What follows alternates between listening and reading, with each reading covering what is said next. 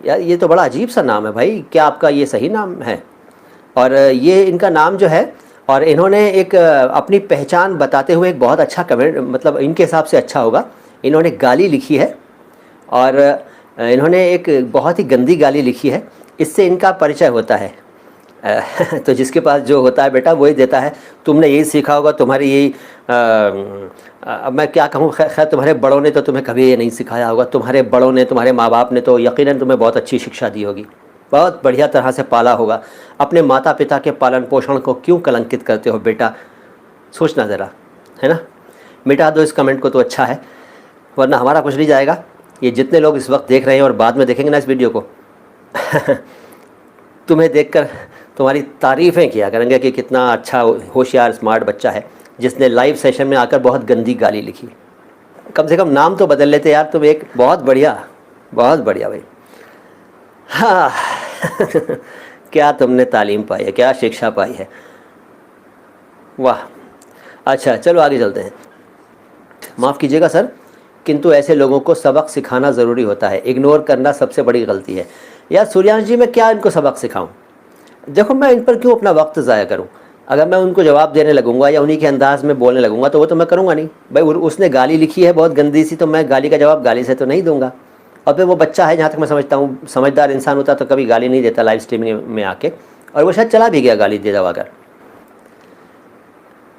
भाई देखो दोस्तों, ये साहब जो है ना, ये कह रहे हैं अबे गए नहीं हूँ, अबे गया नहीं हूँ, ज्ञान ना आगे डॉट डॉट डॉट फालतू का।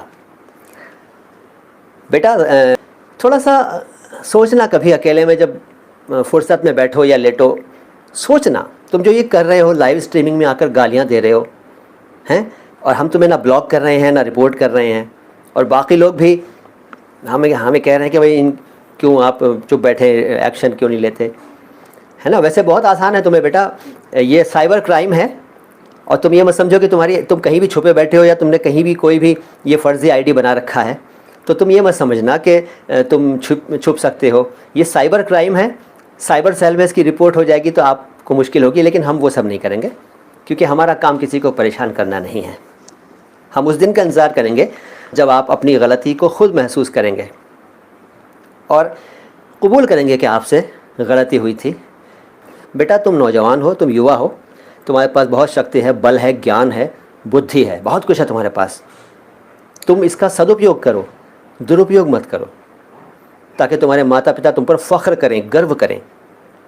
यकीन मानो, अगर आज तुम्हारे माता पिता या तुम्हारे परिजन इस वीडियो को देख रहे हैं या इसको बाद में देखें, तो भले ही वो तुम्हें ना पहचान सके कि तुम जो फ़र्ज़ी आईडी बनाकर छिपे बैठे हो, लेकिन यदि उनको पता चल जाए कि हमारे सुपुत्र ने एक लाइव स्ट्रीमिंग में, एक ज्ञान के चैनल में आके, जहाँ भाषा के ज्ञान की बातें हो रही हैं, जहाँ दूसरी बातें अच्छी अच्छी बातें हो रही हैं, वहाँ आके आपने ये अपशब्द बोले और बार बार बोले, तो तुम्हारे माता पिता को बहुत दुख होगा, तुम्हारे परिजन दुखी हो जाएंगे। यकीन मानो, यकीन मानो। पूर्वाग्रह से निकलो, तुम पूर्वाग्रह ग्रस्त हो।